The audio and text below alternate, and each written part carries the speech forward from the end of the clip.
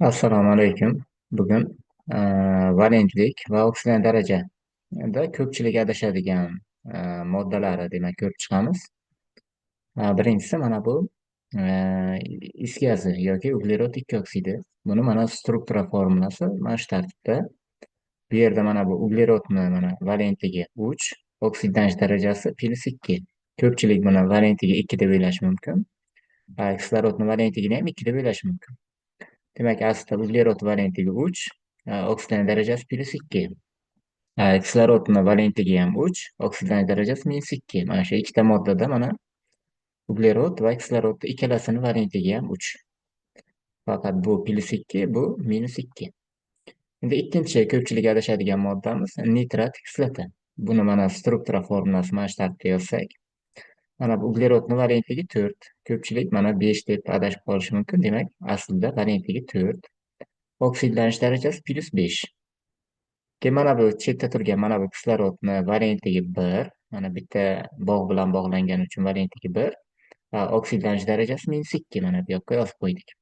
Endi bu kislorod va mana bu kislorod odatdagi valentligi ham 2, oksidlanish darajasi -2. Faqat mana bu kislorodni valentligi 1. Demak, mana shu yerda ko'pchilik adashib qolishi mumkin.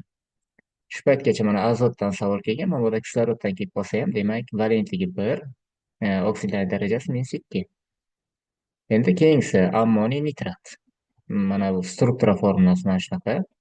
Mana bu ichkarida turgan azotni valentligi 4. Mana bu azotni valentligi 4. Oksidlanish darajasi -3. Va mana bu tashqarida turgan azotni valentligi 4. Oksidlanish darajasi +5. Mana shuni esda saqlab qolsangiz bo'ladi. Keyin mana bu kompleks birikmalarda mana bu markaziy atomni valentligi va oksidlanish darajasini topishda muammo bo'lishi mumkin yoki ko'pchilik shunda adashishi mumkin.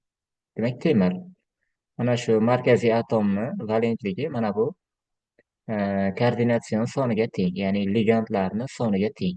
Demak, mana bu yerda sianid bu ligand, mana shundan 6 ta bo'lgani uchun ham temirni valentligi 6.